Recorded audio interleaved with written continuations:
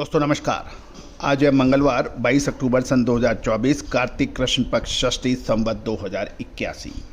Colonel Ajay, CEO Ajay astro money group first global astro finance digital channel से आपसे मुखातिब होता हूं। दोस्तों, आपका चैनल आज लगभग 27 देशों में देखा जा रहा है।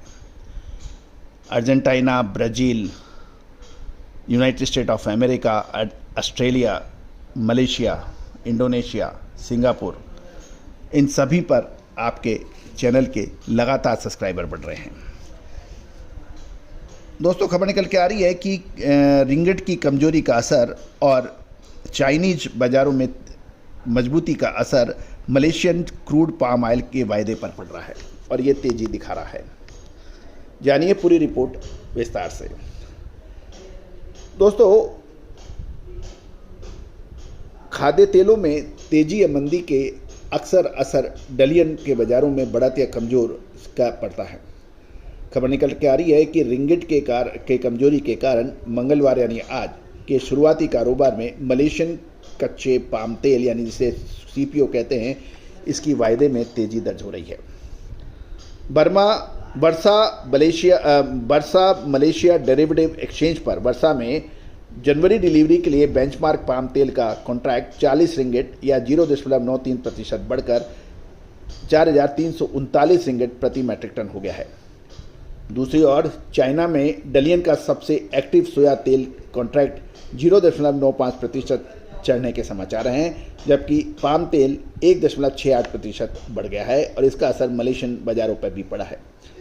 यदि हम अमेरिकन बाज़ारों को भी देखें तो शिकागो बोर्ड ऑफ ट्रेड में सोया तेल की कीमतों में 0.05% की मामूली गिरावट देखी गई है और पाम तेल की कीमतें कॉम्पिटिटिव एडिबल ऑयल के रुझानों का अनुसरण कर रही है, क्योंकि ये सभी ग्लोबल वेजिटेबल तेल ऑयल बाजार में हिस्सेदारी के लिए आपस में कंपटीशन करती हैं। रिंगिट पाम तेल व्यापार में उपयोग किए जाने वाली मुद्रा मानी जाती है और अमेरिकन डॉलर के मुकाबले ये 0.49% कमज़ोर हुई। इसका असर सीपीओ यानी क्रूड पाम तेल पे पड़ा और जिससे अंतर्राष्ट्रीय खरीदारों के लिए पाम तेल ज़्यादा किफ़ायती यानी इकोनॉमिकल हुआ।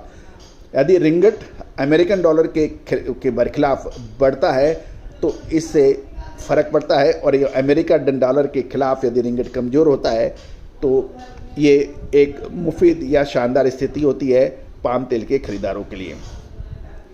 पिछले दिन लगभग 2% की तेज़ी के बाद कच्चे तेल की कीमतों में नरमी देखी गई है, क्योंकि मिडिल ईस्ट में सीज फायर के लिए जो पॉलिटिकल एफर्ट हो रहे हैं, इसके अलावा दुनिया के बड़े तेल आयातक देश चीन से धीमी मांग के कारण कच्चे तेल के बाज़ार पर दबाव पड़ा है। कच्चे तेल की कम कीमतें बायोडीजल फील्ड स्टॉक के रूप में पाम तेल की अपील को भी कम कर देती है।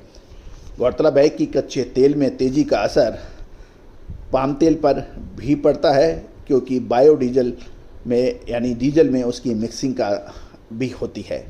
तो दोस्तों, ये सभी जानकारियाँ आपको अजय एस्ट्रो मनी गुरु के जरिए प्रोवाइड की जा रही है।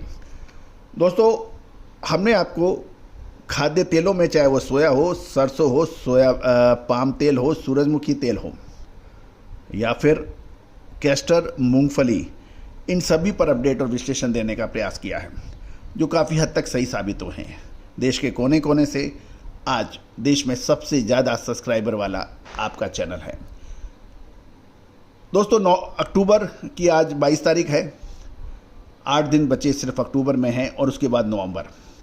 अब महत्वपूर्ण बिंदु यह है कि दिवाली के बाद क्या कच्चे तेल में, इस सीपीओ के अंदर, सरसों तेल में, सोया तेल में या सोयाबीन, पाम, इसके अंदर एक बड़ी तेजी आ रही है या फिर हो सकती है गिरावट। प्रमुख राष्ट्रीय व अंतर्राष्ट्रीय पॉइंट्स, फेस्टिवल सीजन, दिवाली की खरीदारी, ये तेजी को बल दे रही हैं। दूसरी ओर सोयाबीन की अच्छी फसल, बड़ा लगातार 9 लाख बोरी से ऊपर की आवक अभी जो और आगे बढ़ सकती है। साथ साथ खपत के ऊपर कोई उल्लेखनीय वृद्धि नहीं होना, मौजूदा स्टॉक